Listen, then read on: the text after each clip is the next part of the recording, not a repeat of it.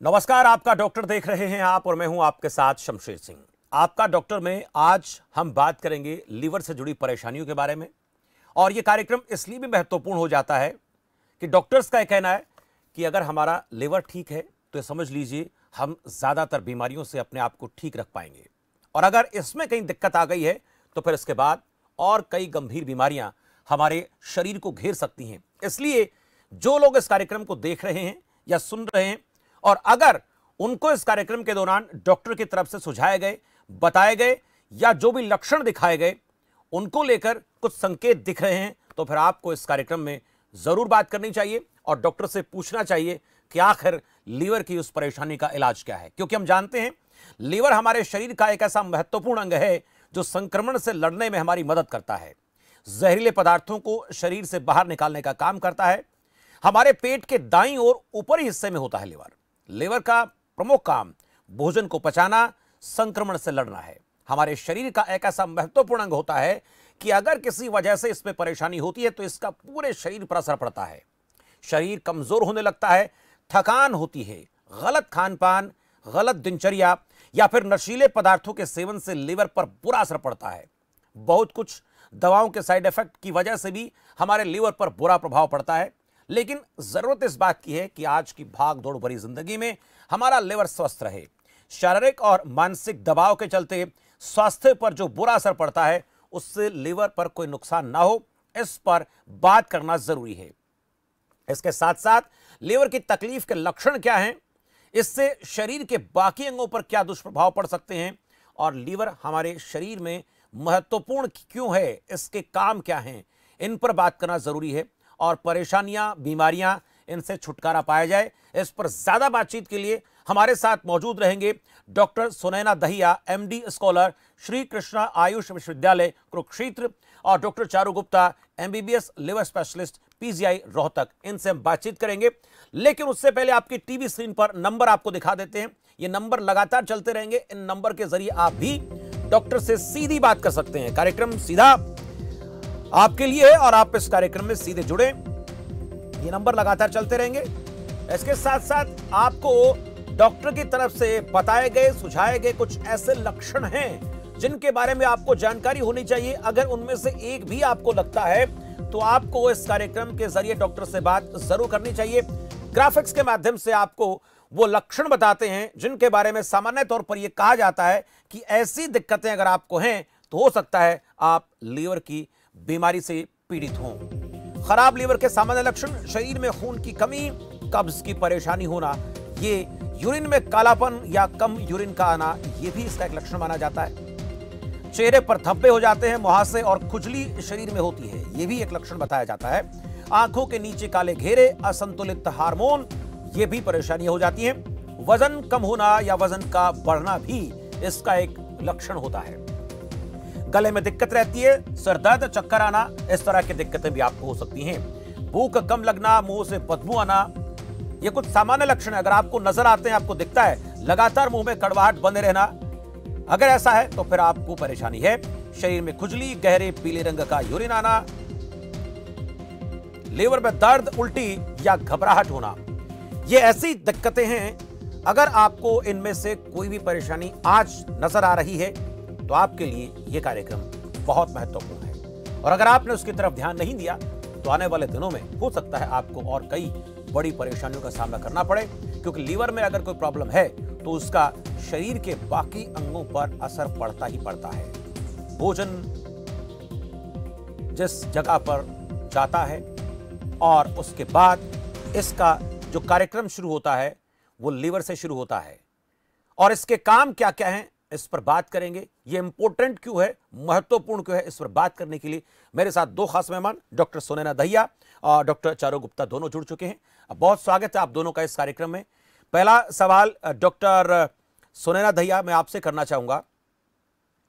Liver को माना जाता है कि शरीर का बहुत महत्वपूर्ण, या यूं कहूं कि सबसे इंपॉर्टेंट ये शरीर का अंग है, लेकिन इसकी जो कार्यप्रणाली है उसको एक बार आप समझाएं कि आखिर ये काम क्या करता है। इसके बाद बीमारियों के बारे में बात करेंगे, पहले इसके काम को लेकर बात करेंगे कि क्यों इसको इतना जरूरी कहा जाता है। जी सर, एक्चुअली देखिए होता है, लीवर जितना भी खाना खाते हैं, हम्म, किसी भी चीज को इंजेस्ट करते हैं, मुंह के द्वारा जो भी लिया जाता है हम्म, वो सभी पाचन तंत्र के थ्रू होते हुए ही नीचे जाता है। हम्म, और पाचन तंत्र में सबसे ज्यादा मेजर रोल रहता है लीवर का। जी, लीवर जो हम कार्बोहाइड्रेट्स, प्रोटीन, हम्म, फैट इनको ग्रहण करते हैं, हम्म, इनको और भी ज्यादा छोटी छोटी जो इकाई होती है जिन्हें हम कहेंगे कि फैटी एसिड, हम्म, ट्राइग्लिसराइड्स, इनके फॉर्म में कन्वर्ट कर देता है। हम्म, दूसरा, हम मीठा लेते हैं तो मीठा में होता है ग्लूकोज, ग्लूकोज को ग्लाइकोजन के तौर पे ये तोड़ देता है। हम्म, तो लीवर कहीं ना कहीं जो हम मास लेवल पे लेते हैं उसको छोटे छोटे रूप में कन्वर्ट कर देता है ताकि हम इजीली खा सके, हम्म, उसको अच्छे से डाइजेस्ट कर सके और हमारी बॉडी भी उसे एब्जॉर्ब कर सके। जी, तो लीवर जितना भी डाइजेशन का काम है वो लीवर का ही रहता है। बिल्कुल बहुत अहम। दूसरा, जी, जी, कहीं ना कहीं हमारे ब्लड के साथ में भी इसका रिलेशन होता है। हम्म, ब्लड में कोएगुलेशन होता है, जैसे कि कोई चोट लगती है, चोट लगने के बाद वो अपने आप कुछ टाइम बाद ब्लीडिंग रुक जाती है। तो हम्म, कहीं ना कहीं वो कोएगुलेशन का काम भी हमारे में लीवर का ही होता है। तो जी, सिर्फ डाइजेशन ही नहीं, डाइजेशन, स्किन और ब्लड, इन जी, तीनों चीजों को रेगुलेट करने में लीवर का ही रोल रहता है। जी, डॉक्टर सोनैना, एक दर्शक जुड़े मेरे साथ पंकज अजमेर से। स्वागत है पंकज जी आपका। पंकज जी बोलिए। मेरा ये क्वेश्चन है। जी सर। मैं काफी सालों से लेवेट्रिसिट्रम और एस्ली कार्बामेजापाइन ले रहा हूँ हम्म, न्यूरोलॉजिकल डिसऑर्डर की वजह से। जी, इसका क्या लीवर पे कोई असर होता है, क्या साइड इफेक्ट? ठीक है, मैं डॉक्टर चारू गुप्ता से जानना चाहूंगा इसका क्या असर पड़ सकता है। डॉक्टर चारू गुप्ता, पंकज जी को क्या सुझाव आप देंगे?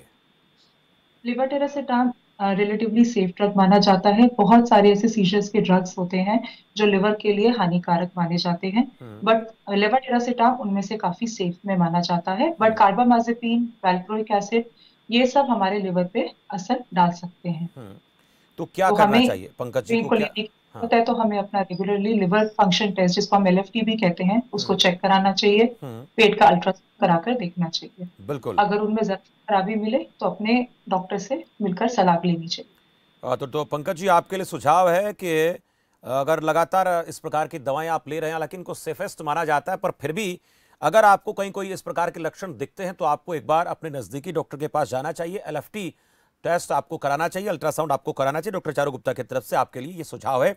शुक्रिया बातचीत के लिए। डॉक्टर चारू गुप्ता, अब आपसे मैं पूछना चाहूंगा, जैसा आयुर्वेद की परिभाषा में डॉक्टर सोनैना जी ने बताया, लेकिन आपसे समझना चाहूं, लीवर की महत्ता, इसके इंपॉर्टेंस किस लिहाज से देखी जानी चाहिए? लिवर हमारे बॉडी का एक बहुत इंपॉर्टेंट ऑर्गन होता है। ये हम्म, तकरीबन 1.5 किलो का, 1.5 केजीज का एक ऑर्गन होता है जो हमारे पेट के राइट साइड में ऊपरी हिस्से में स्थित होता है। लिवर का जी, फंक्शन, जैसे डॉक्टर सुनैना ने सही बताया, हम जो भी खाना खाते हैं उसमें से जितना भी न्यूट्रिशन, जो भी तत्व होते हैं, वो लिवर की, हमारी जो बॉडी है, हमारी इंटेस्टाइन है, वो उसको एब्जॉर्ब करके लिवर के पास जी, है, जो डिसाइड करता है कि खाने का क्या करना है, हम्म, फैट का क्या करना है, कार्बोहाइड्रेट का किस तरीके से बॉडी में यूज किया जा सकता है, प्रोटीन जो बिल्डिंग मटेरियल है उसको कहाँ सही दिशा दी जाती है, बाकी के न्यूट्रिशन से लेकर। प्लस ये बहुत ही इंपॉर्टेंट डिटॉक्सिफाइंग ऑर्गन होता है। मतलब हमारी बॉडी में जितने भी टॉक्सिन है जो हमारी खुद बॉडी प्रोड्यूस करती है, या फिर हम जो खाने की चीजों से या दवाइयों से हमारी बॉडी के अंदर आ जाता है, उसको भी बॉडी से एक्सक्रीट आउट निकालने में लिवर का एक बहुत इंपॉर्टेंट फंक्शन होता है। जी, तो जितने भी इंपॉर्टेंट प्रोटीन्स होते हैं, अमीनो एसिड्स होते हैं, जितने भी हमारे प्रोटेक्शन के लिए इम्यूनोग्लोबुलिन्स होते हैं, वो भी लिवर से बनते हैं। क्लॉटिंग फैक्टर, जैसे डॉक्टर साहब ने बताया, वो भी लिवर से ही बनता है। और इसीलिए लिवर के मरीजों में अक्सर ये देखा जाता है कि अगर खून बहना शुरू करे तो वो रुकता नहीं है, खून उनका पतला हो जाता है। जी, बिल्कुल। ये कुछ एक अहम जानकारियां हैं जिनके बारे में समझना हर व्यक्ति के लिए ज़रूरी है, और इसलिए इस प्रकार के कार्यक्रम हम लेकर आते हैं। अब डॉक्टर सोनैना, आपसे मैं पूछना चाहूँगा, लीवर में अगर कोई दिक्कत हो गई है तो उसके हालांकि कुछ संकेत है, कुछ लक्षण हम बता रहे हैं, ये भी डॉक्टर की तरफ से सुझाई गई बातें हैं जो अक्सर हम कार्यक्रमों में चर्चा करते हैं, पर आमतौर पर प्राथमिक तौर पर देखा जाए तो क्या चीज़ें नज़र आती हैं कि अब जिस व्यक्ति को दिक्कत है वो पहचान में आनी चाहिए, पता चलना चाहिए, और फिर तुरंत डॉक्टर के पास जाकर उस चीज़ का इलाज ढूंढना चाहिए? क्या क्या सिम्टम नज़र आते हैं लीवर अगर दिक्कत कर रहा है तो? देखिए, जैसा मैंने बताया था कि लीवर के अलग अलग रोल होते हैं, अलग अलग जगह काम करता है, हम्म, बिल्कुल उसी तरह लक्षण भी किस तरह की बीमारी हुई है उसके अनुसार अलग अलग रहते हैं। हम्म, जैसे कि मैं बोलूँ, अगर स्किन में किस रैशेस होना, ड्राइनेस होना, इस तरह के लक्षण दिखाई देते हैं। ये खुजली आम नहीं होती है। आपने कोई भी लोकल एप्लीकेशन लगा ली है, तेल लगा लिया है, लुब्रिकेट कर लिया है, मॉइस्चराइजर लगा लिया है, लेकिन उसके बाद में भी ये ठीक नहीं हो रही है। दूसरा क्या रहेगा, अगर जॉन्डिस वगैरह से रिलेटेड होता है, जॉन्डिस होता है कांवला जिसे हम बोलते हैं, जॉन्डिस में क्या रहेगा, आपकी स्किन पीली हो जाएगी, आंखें पीली होना, नाखून पीले होना, यूरिन का कलर चेंज हो जाना, भूख नहीं लगना, उल्टी आना। एक मैं बिल्कुल कॉमन कहूंगी जो कि पर्सन सोचता भी नहीं है कि मुझे लीवर की कोई दिक्कत है, दैट इज इंडाइजेशन। इंडाइजेशन भी लीवर से रिलेटेड ही होता है। उसमें क्या रहता है कि खाना खाने के बाद में खट्टी डकारें आना, चेस्ट में कंजेशन सी रहती है कि जितनी नॉर्मल डाइट होती है, 3 रोटी एक इंसान खाता है, हेल्दी रूटीन में खाता है, तो वो 3 से 1 खाने के बाद में भी ऐसा बोलना कि मुझे फुलनेस है, मुझे और नहीं लेना है, इस तरह की दिक्कत। एक कॉमन प्रॉब्लम रहती है कि खाना खाया और खाना खाते स्टूल पास करने जाना है, फ्रीक्वेंसी स्टूल की बार बार बढ़ जाती है। ये जो सारे लक्षण रहते हैं, जितने भी अग्नि से रिलेटेड, डाइजेशन से रिलेटेड, वो सब लक्षण हम लीवर से रिलेटेड बोलते हैं। बिल्कुल, ये ऐसी दिक्कतें हैं, अगर इनमें किसी वजह से आपको दिक्कत आ रही है, कुछ ऐसी परेशानी आप झेल रहे हैं, तो समझ लीजिए आपको लीवर की दिक्कत हो गई है। डॉक्टर चारू गुप्ता, अब खान पान को लेकर थोड़ा जिक्र हम करना चाहेंगे। अब बहुत सी ऐसी चलिए, एक दर्शक मेरे साथ जुड़ी हैं, रेणु भगत, स्वागत है आपका जम्मू से। रेणु जी, स्वागत है आपका। रेणु जी, स्वागत है आपका, बोलिए। हाँ जी सर। जी बोलिए। आप अपने टीवी की आवाज कम कर दें रेणु जी। एक मिनट। हाँ जी, ठीक है सर। अब बोलिए, क्या पूछना चाहते हैं? सर, मुझे ना लीवर की प्रॉब्लम, मुझे फैटी लीवर है, तो उसके लिए मुझे क्या करना चाहिए? फैटी लीवर है आपका। आप डॉक्टर सुनैना जी से, डॉक्टर चारू गुप्ता जी से, किन से सवाल आपका रहेगा? आयुर्वेद को प्रेफर करना चाहेंगे या एलोपैथी को आप प्रेफर करना चाहेंगे? आप ही करवा दो किसी से। चलिए, मैं दोनों से बात करा देता हूं। डॉक्टर चारू गुप्ता, पहले आपसे जानना चाहूंगा कि फैटी लीवर है, एलोपैथी के लिहाज से इनके लिए क्या सजेशन है आपके पास? फैटी लीवर बहुत इंपॉर्टेंट और एक बहुत कॉमन कंडीशन है जो बहुत सारे पेशेंट्स में, बहुत सारे लोगों में, आम पॉपुलेशन में भी पाया जा रहा है। सबसे पहले हमें ये चेक कराना चाहिए कि हमारी बॉडी के अंदर शुगर्स की मात्रा कितनी है, जिसको हम डायबिटीज कहते हैं। क्या हम डायबिटिक हैं या नहीं है, हमें शुगर का टेस्ट कराना चाहिए जी। हमारे को प्रोफाइल, अपनी बॉडी के अंदर कोलेस्ट्रॉल लेवल, ट्राइग्लिसराइड लेवल्स को चेक करना चाहिए। हमें ये चेक करना चाहिए कि कहीं हमारा बॉडी वेट तो ज्यादा नहीं है। और कुछ हार्मोनल मेडिसिन है वो भी फैटी लिवर कर सकती है, तो हमें इस चीज का भी ध्यान रखना चाहिए कि हम कोई hormonal medicine specially female patients के लिए कहीं वो नहीं ले रही। इलाज के तौर पे इसके अंदर सबसे महत्वपूर्ण इलाज एलोपैथी के हिसाब से है वजन का कम करना। अगर आपका वजन ज्यादा है, अगर आप शुगर के मरीज है, तो अपने शुगर का एडिक्वेट कंट्रोल करना। ये दो शुगर नहीं है, सिर्फ वेट थोड़ा ज्यादा है, क्योंकि अभी मेरा सी सेक्शन वो डिलीवरी हुई है ना मेरी बेबी की, तो अभी थोड़ा वेट बढ़ गया है मेरा जी। वेट है, तो आप जैसे ही अपना वेट कम करेंगे आपकी फैटी लिवर की प्रॉब्लम कम हो जाएगी। बट मेरा ये सजेशन रहेगा कि आप अपने डायबिटीज के लिए चेक कराइए, अपने कोलेस्ट्रॉल लेवल, अपने ट्राइग्लिसराइड, जिसको हम लिपिड प्रोफाइल कहते हैं, शरीर के अंदर चिकनाई कहते हैं आमतौर पे, उसको चेक कराना चाहिए। अपना ब्लड प्रेशर चेक करना चाहिए और अपना वेट को आप मॉनिटर कीजिए और उसको डाइट के साथ, एक्सरसाइज के साथ धीरे धीरे धीरे कम कीजिए। आपका फैटी लिवर डेफिनेटली कम हो जाएगा। और फैटी लिवर का पूरा स्पेक्ट्रम, फैटी लिवर से कोई प्रॉब्लम तो नहीं होती ना ज्यादा कोई बड़ी? इससे फैटी लिवर से हो सकती है मैडम, बिल्कुल हो सकती है। फैटी लिवर पहले तो अल्ट्रासाउंड में महज कुछ फैट डिपोजिशन जैसा दिखाई देता है, बट अगर हम इसको टाइमली करेक्ट ना करें तो ये पूरा लिवर को खराब करने की भी क्षमता रखता है, जिसको हम लिवर सिरोसिस कहते हैं जी। लेकिन अगर हम इसको सही टाइम पे मैनेज कर लें तो ये बिल्कुल रिवर्सिबल भी होता है बहुत से लोगों में। चलिए, मैं डॉक्टर सुनैना जी से क्या सजेशन है रेमू जी के लिए? सुनैना जी, आप भी क्या कहेंगे रेमू जी को? बिल्कुल, देखिए फैटी लीवर में एक्चुअली हुआ क्या है, जो भी आपने खाना खाया है वो खाना डाइजेस्ट ना होके कहीं ना कहीं आम हम बोलते हैं इनडाइजेस्टेड जो फूड होता है वो लीवर के ऊपर चला गया है। उसके लिए आप सुबह से लेके रात को सोने तक अपना एक रूटीन बना लीजिए। सुबह जैसे ही आप उठते हैं तो गर्म पानी लीजिए, वो क्या करेगा, जो कोलेस्ट्रोल हमारी जो आर्टरीज वगैरह हैं या फिर हमारी बॉडी में जो फैट है उसको कहीं ना कहीं बर्न करेगा। उसके बाद में योगा और मेडिटेशन कीजिए, ये चीजें, ब्लड सर्कुलेशन बढ़ाएगी, ब्लड सर्कुलेशन बढ़ेगी तो अपने आप ही फैटी लीवर कम होना स्टार्ट हो जाएगा।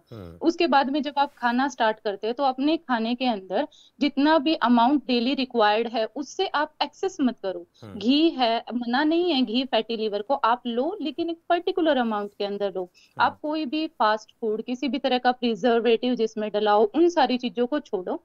उसके बाद में अपनी मील को चेक करो, जो आपने खाया है वो कितनी देर में डाइजेस्ट हो रहा है। अगर वो 3 घंटे में डाइजेस्ट हो रहा है तो उसके बाद ही आप दूसरा मील लो, उससे पहले आप किसी तरह का मील ना लो। अगर आप अध्यशन करते हैं, पहला पचा ही नहीं है, दोबारा फिर से ले रहे हैं, तो इन चीजों को बढ़ा भी सकते हैं। बढ़ाना और घटाना होमली बेस्ड सिर्फ आपके ही हाथ में है जी। फिर जब रात आती है, नाइट सपर, डिनर का जब टाइम आता है, तो उसको 10 बजे से पहले लेने की कोशिश करो, क्योंकि 10 बजे से 2 बजे के बीच में आयुर्वेद के अनुसार पित्त बहुत ज्यादा बढ़ जाता है।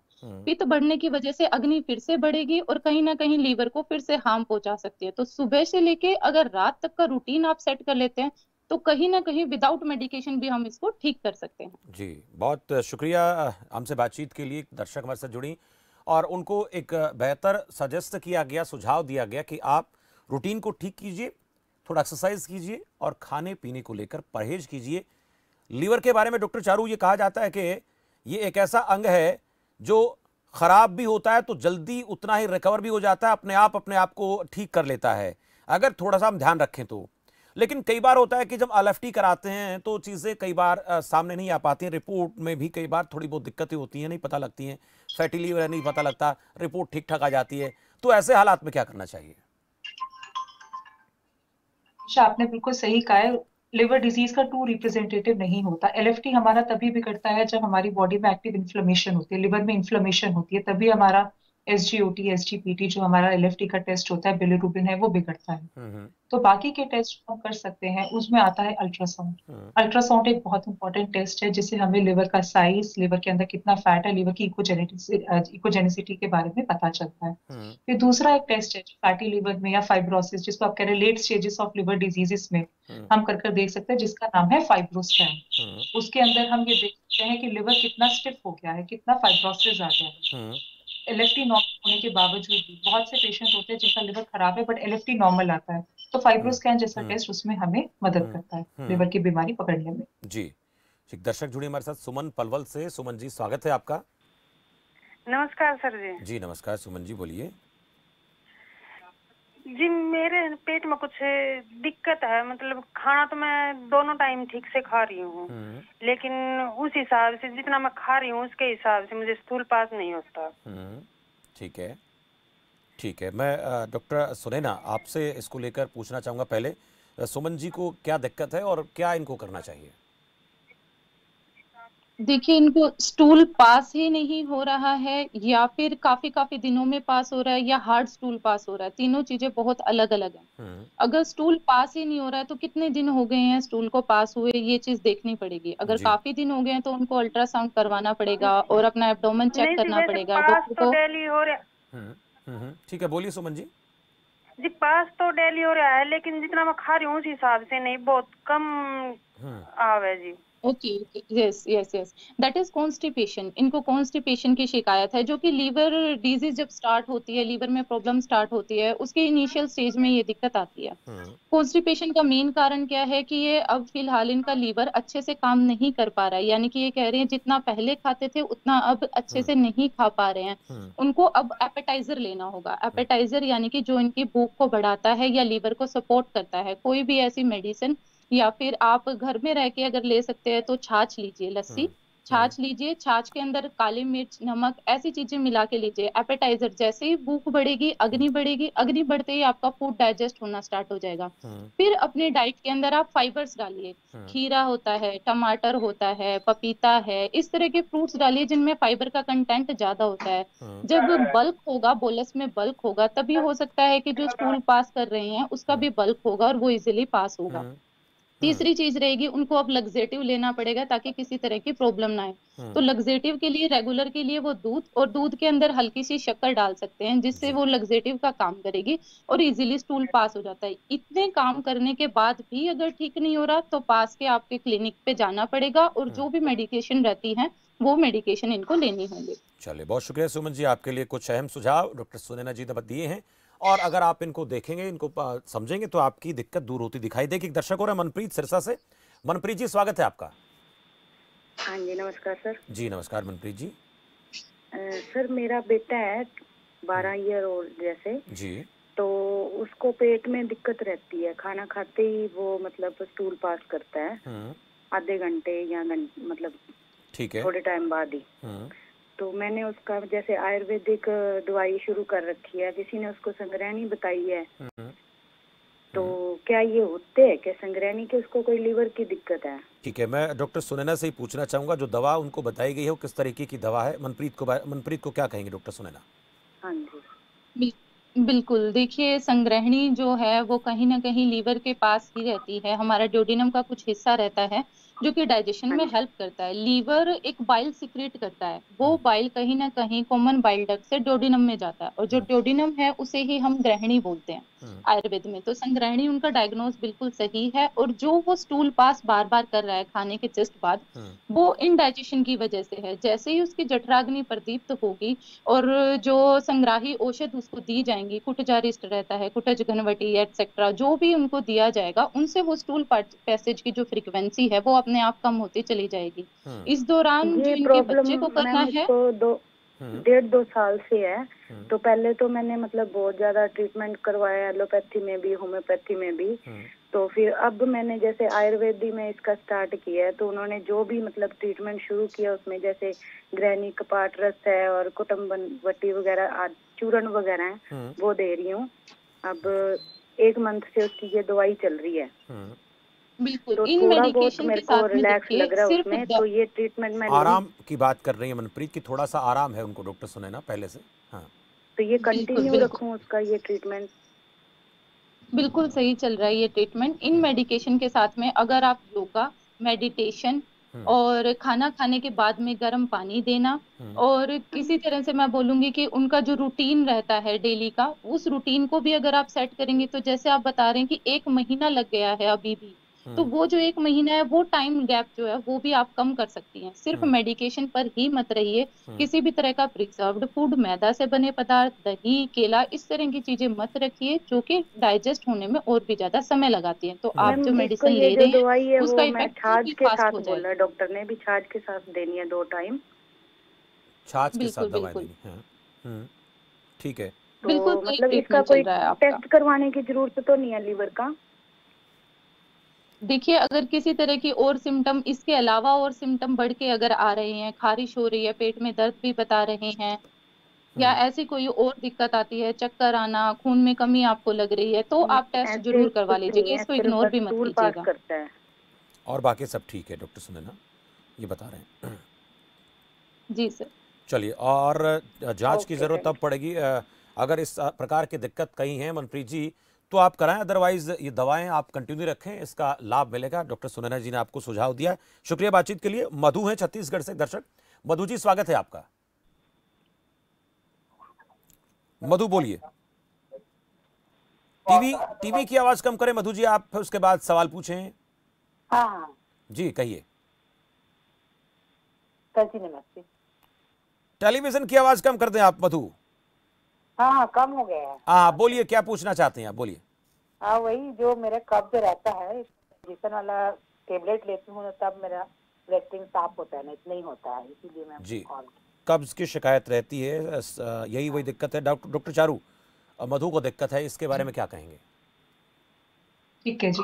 कब्ज के लिए जब भी हमारे पास मरीज को कब्ज की दिक्कत है, सबसे पहले हमारे लिए जरूरी होता है ये देखना कि क्या हमारा वाटर इंटेक, पानी का जो इंटेक है वो एडिक्वेट है, कहीं हम पानी कम तो नहीं पी रहे हैं। फिर दूसरा, हमारे डाइट में फाइबर की कमी तो नहीं है, जिसको हम रेशा वाला खाना कहते हैं, जैसे कि सलाद है, ठीक है, वो हमारी डाइट में कहीं कम तो नहीं है। हमें इस चीज का ध्यान रखना है, क्या हम बहुत कम सैर कर रहे हैं, क्या हम बहुत सीडेंटरी लाइफस्टाइल जी रहे हैं, हमें उस चीज का ध्यान रखना है। इन सब चीजों का ध्यान रखने के बावजूद भी अगर कब्ज परसिस्ट करती है, तब हमें इस कुछ बीमारियां होती है जिसके अंदर कब्ज कॉमन होती है, उनको भी रूल आउट एक बार कर लेना चाहिए, जैसे कि डायबिटीज, हाइपोथायराइडिज्म यानी कि थायराइड की परेशानी, ठीक है, ये कॉमन बीमारियां हैं जिससे कब्ज की दिक्कत हो सकती है। तो हमें ये देख लेना चाहिए कि इनमें से कोई परेशानी तो नहीं है हमें जिस वजह से कब्ज हो रही है, क्योंकि इनको करेक्ट करने से कब्ज ऑटोमेटिकली इम्प्रूव हो जाती है। अगर इसके बावजूद भी अगर ये सब भी नॉर्मल है, और हमारा लाइफस्टाइल भी ठीक है, हमारा वाटर इनटेक भी ठीक है, अगर उसके बावजूद भी सिम्टम्स परसिस्ट करते हैं, पेट ठीक तरीके से साफ नहीं होता, तब हमारे को मेडिकेशन की हेल्प लेनी पड़ती है। तो बिल्कुल मधु जी, आपके लिए बहुत अहम सुझाव जी, बोलिए डॉक्टर चारू। लेकिन कुछ मरीजों में आफ्टर एज ऑफ 40 स्पेशली हम ये कहा जाता है कि अगर कब्ज बहुत ज्यादा है और बहुत ज्यादा दवाइयों से रिलीफ होती है, तब हमारे को एक कोलोनोस्कोपी नामक टेस्ट, जिसके अंदर हम दूरबीन के रास्ते से बड़ी आंत की जांच करते हैं, वह भी कराना चाहिए। बिल्कुल, बहुत अहम सुझाव है आपके लिए मधु चंद्रवंशी, कि अगर आपको दिक्कत प्रॉब्लम ज़्यादा है तो एज 40 से ज़्यादा है तो आप एक सुझाव दिया है, दूरबीन से जांच आप कराएं, दवाओं के माध्यम से ट्रीटमेंट आप ले पा रही हैं। इसके साथ साथ ऐसा खाना आप खाएं जो आपके लिए फाइबर युक्त हो, जो आपके आंतों के लिए बहुत सहज रहे। पानी की मात्रा आप ज़्यादा करें, पिएं, पानी की मात्रा ज़्यादा लें, लिक्विड ज़्यादा लें, आपको आसान होगा आपके लिए इस समस्या का निदान पाना। शुक्रिया बातचीत के लिए। डॉक्टर चारू गुप्ता, जैसे हम लगातार दवाओं को लेकर बात कर रहे हैं, अक्सर देखा जाता है कि कई प्रकार की ऐसी दवाइयाँ लोग लेते रहते हैं, किसी को कटने की दिक्कत है, शुगर, बीपी, इस प्रकार की दिक्कतें होती हैं। इन दवाओं का भी क्या कोई इफेक्ट पड़ता है, कोई प्रभाव पड़ता है लीवर के ऊपर? सर, लिवर डायबिटीज का पर से डायरेक्टली ही लिवर के ऊपर बहुत इंपॉर्टेंट इफेक्ट होता है, जिसको हम ये फैटी लिवर की प्रॉब्लम जो पहले भी हमने डिस्कस किया है। फैटी लिवर और शुगर एक दूसरे के साथ बहुत क्लोजली लिंक्ड है। अगर हमें डायबिटीज है तो सिर्फ दवाइयां उसकी परेशानी नहीं करती, बीमारी अपने आप में लिवर को परेशान कर सकती है। तो अगर हमारे को शुगर है तो हमारे को लिवर की तकलीफ आ सकती है। उसका अच्छा इलाज यही है कि हम शुगर का इलाज प्रॉपरली करें, अपना वजन जो है वो अधिक बढ़ने ना दे। अगर हमारा वजन ज्यादा है तो उसको कम करें, शुगर का एडिक्वेट कंट्रोल करें, लाइफस्टाइल में एडिक्वेट चेंजेस को लेकर आए। जी डॉक्टर सुनैना, शराब को लेकर जिक्र हम करना चाहेंगे। आजकल चलन थोड़ा कुछ ज़्यादा ही बढ़ गया है और इस वजह से बहुत से लोगों को बड़ी दिक्कत आती है। हालांकि आर्थिक तौर पर तो नुकसान करती है शराब, शारीरिक रूप से भी व्यक्ति को ये अपाहिज बना देती है और ऐसे बहुत से केसेस सामने आते हैं। ये कितनी घातक शरीर के लिए है, और कोई व्यक्ति अगर लीवर से जुड़ी बीमारियों से जूझ रहा है तो उन्हें क्या तुरंत इसको छोड़ देना चाहिए या फिर उसके लिए कुछ और तरीका हो सकता है?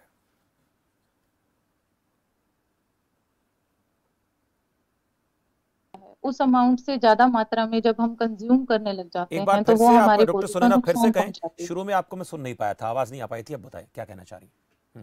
अल्कोहल का जो अमाउंट रहता है उस अमाउंट से ज्यादा मात्रा में यदि इसको ग्रहण किया जाता है तो वो हमारी बॉडी को नुकसान पहुंचाती है। मद, मैं इसको कहूंगी, मद आयुर्वेद के अनुसार ये पित्त को बहुत ज्यादा बढ़ाती है, एक्सेस मात्रा में एसिडिटी हो जाती है, जो अकेले मतलब हम किसी तरह के डाइजेस्टिव के साथ में या किसी तरह के एपेटाइजर के साथ में हम इसको नहीं लेते हैं तो फिर ये और भी ज्यादा उग्र हो जाती है। पित्त इतना एक्सेस अमाउंट में बढ़ जाता है कि एसिडिटी की प्रॉब्लम होना, अंदर हार्मोनल इम्बैलेंस होना, बाइल का एक्सेस मात्रा में बढ़ जाना और जो गैस्ट्रिक फ्लोरा होती है हमारी उसको डिस्टर्ब कर देती है। इन सारी दिक्कतों से उस समय पर हमें यूं लगता है कि that is the state of consciousness, कि हमें अच्छा लग रहा है, सब हैप्पी हैप्पी है, लेकिन कहीं ना कहीं वो जो गैस्ट्रिक फ्लोरा है उसको वो नुकसान पहुंचाती है। गैस्ट्रिक फ्लोरा को नुकसान पहुंचाते हुए वो वहां पे जो वॉर्म इन्फेस्टेशन है उसको भी बढ़ा सकती है। वहां पे जो एसिड ज्यादा सिक्रेट होता है वहां पे टिश्यू परफ्यूजन बढ़ाने की वजह से जो सेल्स होती हैं उसको नुकसान पहुंचा देती है और अग्नि इतनी ज्यादा दूषित हो जाती है। उस दूषित अमाउंट को हम नॉर्मल करने के लिए कम से कम भी हमें 1 महीना, 2 महीना, 3 महीने तक का भी ट्रीटमेंट लगातार लेना पड़ सकता है। गैस्ट्रिक प्रॉब्लम एक्चुअली जो नॉर्मल खाने, इरेगुलर खाने की वजह से होती है। अगर कोई अल्कोहल का सेवन करता है तो उसको वो 20 से 30 गुना और भी जल्दी हो सकती है। तो इसलिए अल्कोहल थोड़ी अमाउंट में, ज्यादा अमाउंट में या किसी भी अमाउंट में नहीं लेनी चाहिए, क्योंकि आज का जो रूटीन है वो बिल्कुल भी हेल्दी नहीं है। फास्ट फूड बेस्ड खाना बहुत ज्यादा हो गया है, ऐसे इंसान को अल्कोहल का सेवन नहीं करना चाहिए। बिल्कुल, एक तो हमारी लाइफस्टाइल ऐसी हो गई है, खान पान ऐसा हो गया, ऊपर से हम अगर ड्रिंक भी करते हैं तो समझ लीजिए ये एक तो करेला फिर नीम चढ़ा जैसी बात हो जाएगी। दर्शक मेरे साथ धन सिंह संगरूर से। धन सिंह जी, स्वागत है आपका। हाँ जी डॉक्टर साहब, नमस्कार जी। जी धन सिंह जी बोलिए। डॉक्टर साहब, मेरी एज है 64। ठीक है। मेरी डाइजेस्ट ठीक नहीं थी, मेरी कंस्टिपेशन रहता है रेगुलरली, तो मैं चूर्ण वगैरह खाता हूँ पतंजलि के, तो क्या करूँ, मैं ठीक नहीं रहता, इसकी वजह से भूख कम लगती है, तो कंस्टिपेशन नहीं ठीक होता, प्रॉपर क्लियर नहीं होता पेट। धन सिंह जी, आपके लिए एलोपैथी और आयुर्वेद दोनों के लिए सुझाव चाहेंगे। डॉक्टर चारू से पहले जानना चाहूँगा, धन सिंह जी की उम्र 64 साल हो गई है और ये कॉन्स्टिपेशन की दिक्कत है इनको। जैसा हमने पहले भी डिस्कस किया था, कॉन्स्टिपेशन के लिए हमें सबसे पहले ध्यान रखना है कि क्या हमारा वाटर इनटेक एडिक्वेट है कि नहीं, कहीं हम पानी बहुत कम तो नहीं पी रहे हैं। दूसरी चीज, हमारी डाइट के अंदर फाइबर्स की कमी तो नहीं है, रेशे की कमी, सलाद की कमी तो नहीं है। अगर वो है, हमें उसको ठीक करना चाहिए। क्या हम बहुत सिलेक्टिव लाइफस्टाइल तो नहीं जी रहे, हम बहुत कम घूमते फिरते तो नहीं है। अगर ऐसा है तो रेगुलर सैर करनी चाहिए। जी, ये बहुत अहम सुझाव है। जी डॉक्टर, उम्र उनकी वजह से ठीक है। अब इसी तरीके का सुझाव डॉक्टर सुनैना आपसे, आजकल तो हम देख पा रहे हैं कि बहुत सी हरी सब्जियां जो हैं वो बहुत चलन में है, सर्दियों में अच्छा खासा इस तरह की चीज़ें उपलब्ध होती हैं, तो क्या इन चीज़ों पर फोकस करना चाहिए जिन लोगों को कॉन्स्टिपेशन की दिक्कत है?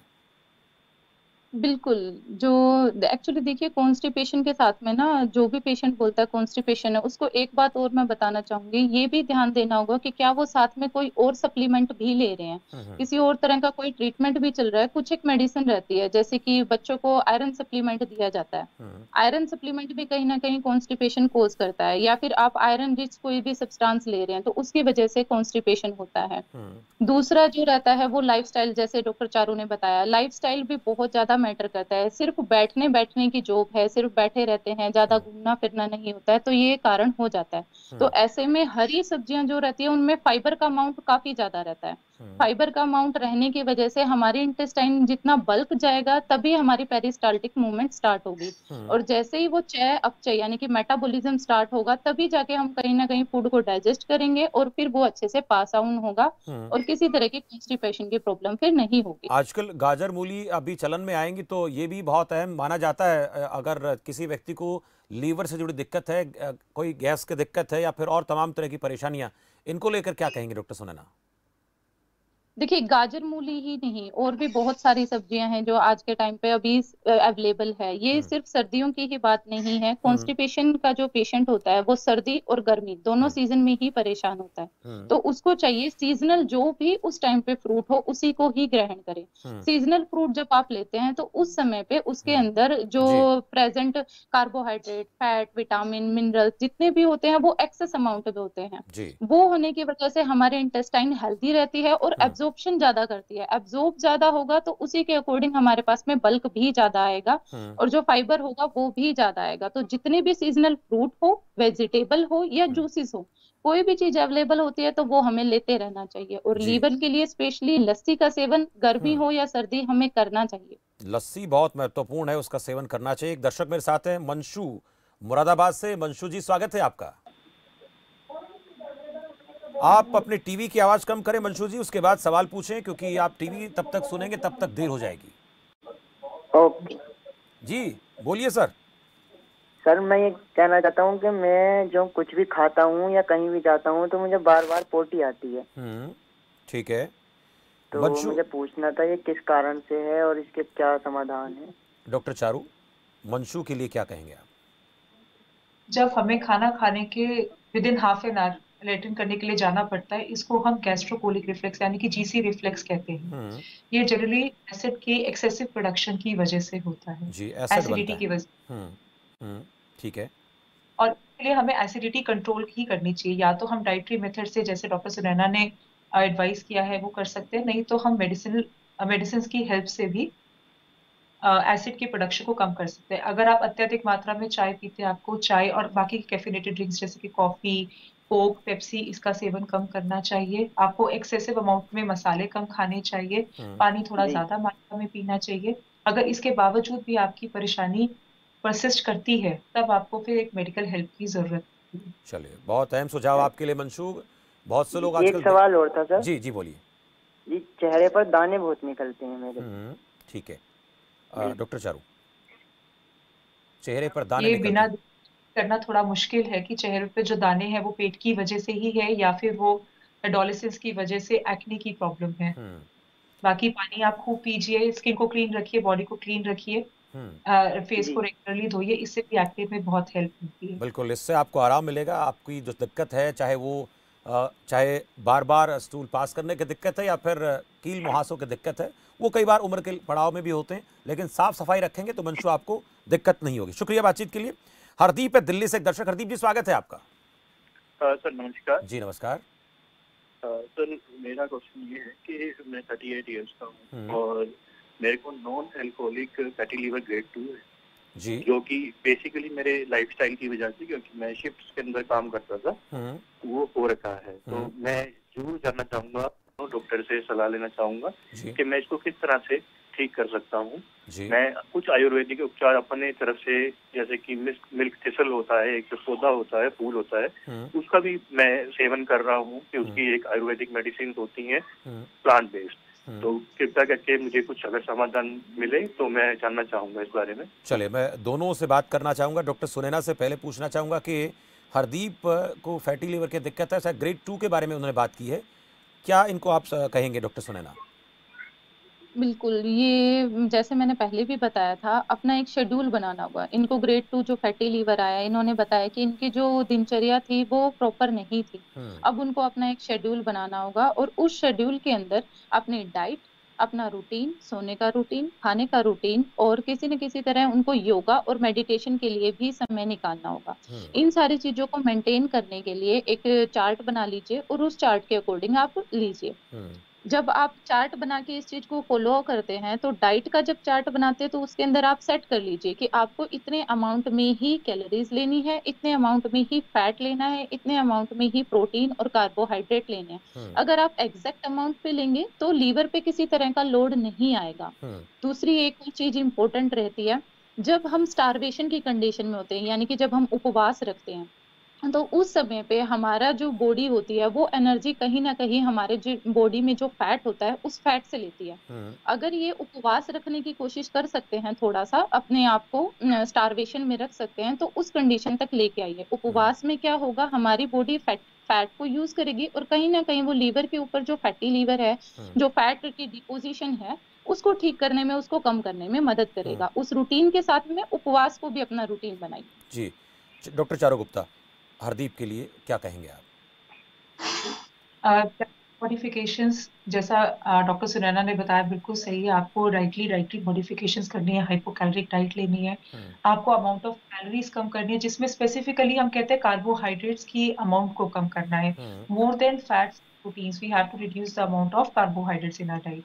प्लस हमारे को physical activity, we have to make sure कि हमारी फिजिकल एक्टिविटी बहुत अच्छी है। साथ में जब फैटी लीवर होता है, दो और चीजें हैं जो हमें ध्यान देनी चाहिए apart from overweight and lifestyle, वो है अल्कोहल का सेवन। अगर आप अल्कोहल का सेवन अत्यधिक मात्रा में करते हैं, तब भी आपके लिवर में फैट डिपोजिशन हो सकता है। और एक हेपेटाइटिस सी नामक एक परेशानी है, उससे होने से भी लिवर में फैट जमा हो सकता है। तो अगर आपके अल्ट्रासाउंड में लिवर फैटी बता रहे हैं, तो आपको अल्कोहल का भी अगर आप सेवन करते हैं तो उसको कम करना होगा या बंद करना होगा, और एक हेपेटाइटिस सी का टेस्ट भी कराना चाहिए। चलिए, बहुत शुक्रिया हरदीप जी बातचीत के लिए। हमसे एक दर्शक हो रहे हैं वीरेंद्र। वीरेंद्र जी, स्वागत है आपका।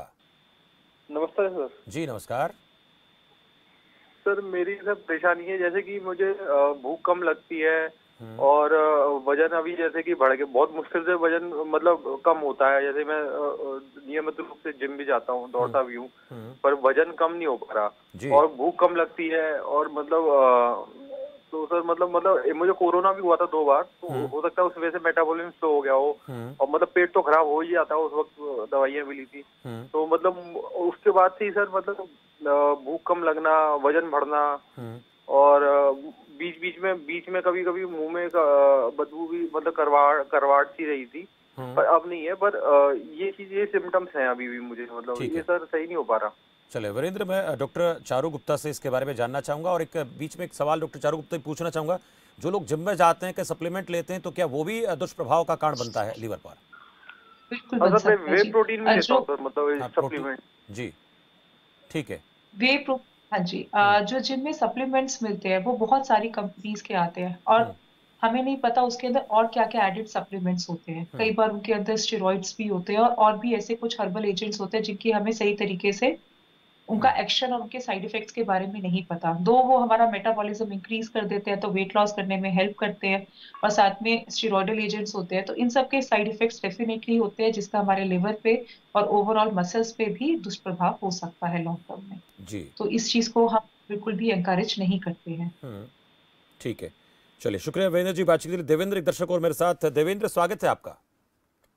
सर जी नमस्कार।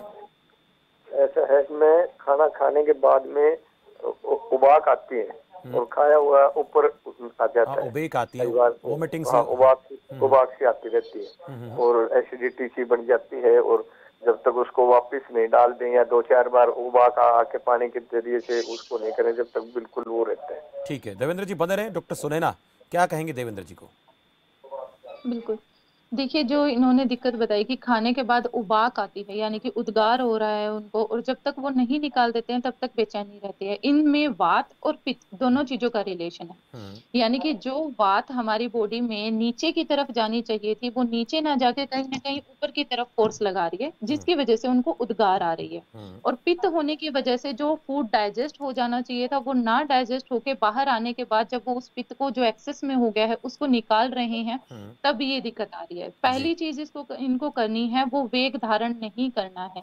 किसी भी तरह का कोई वेग धारण अगर ये करते हैं, यानी कि स्टूल उनको सही समय पे पास करना है, हेल्दी स्टूल पास हो रहा है या नहीं हो रहा है, गैस पास अच्छे से हो रही है या नहीं हो रही है, यूरिन पास हो रहा है या नहीं हो रहा है, नीचे की तरफ जाने वाले हर वेग को वो ऑब्जर्व करें कि वो किसी वेग को धारण ना करें। उसके बाद में आती है जो पित्त बढ़ा हुआ है, उस पित्त के लिए उनको अपने जो रूटीन के अंदर नमक, मिर्च, मसाले वो ले रहे हैं, कोई प्रिजर्व्ड फूड, मैदे के बने पदार्थ, आलू, गोभी, इस तरह के पदार्थ ले रहे हैं, या फिर अब सर्दी आ रही है तो हैवीली डाइजेस्ट होने वाले कोई ड्राई फ्रूट्स ले रहे हैं किसी तरह के, कोई भी ज्यादा टाइम लेने वाली अगर कोई मेडिसिन है, कुछ भी अगर ऐसा है जो कि हमारे इंटेस्टाइन में ब्लड का फ्लो बढ़ा रही है और कहीं और हमारे ब्लड का फ्लो कम कर रही है, उन हर चीज को उनको कम करना होगा जी। और अपना जो ये खाना खाने का रूटीन है उसके अंदर टाइम को इनको कम करना होगा, यानी कि छोटा छोटा लंबे लंबे टाइम पे खाना लेंगे।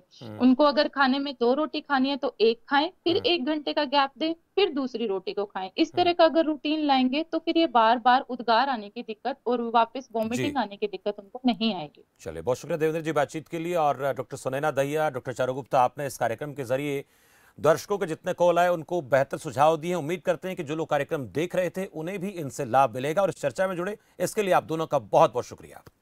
तो आज हम लीवर से जुड़ी दिक्कतों को लेकर बातचीत कर रहे थे। आयुर्वेद में क्या समाधान इसके हैं, एलोपैथी में क्या चीजें डायग्नोस होने के बाद हमें करनी है, उन तमाम बातों को लेकर हमने आप तक जानकारी पहुंचाने का प्रयास किया। और जो लोग इस कार्यक्रम में देर से जुड़े, जिनको ये कार्यक्रम देखने का मौका नहीं मिला, तो हम कहेंगे कि आप हमारे फेसबुक पेज पर जाएं, खबर फास्ट के यूट्यूब चैनल पर भी जाकर, यूट्यूब के पेज पर जाकर भी इस कार्यक्रम को आप देख सकते हैं, क्योंकि इसमें ऐसे अहम सुझाव दिए गए हैं जो आप लोगों के लिवर के लिए बहुत महत्वपूर्ण हैं। लोगों ने सवाल पूछे, उनके जवाब दिए गए, उनसे जुड़ी हुई चीजें अगर आपके साथ घट रही हैं तो आपको सावधान होने की जरूरत है और इसका बेहतर ट्रीटमेंट लेने की भी जरूरत है। फिलहाल मेरे साथ इस खास कार्यक्रम में इतना ही। आप देखते रहें खबर फास्ट। नमस्कार।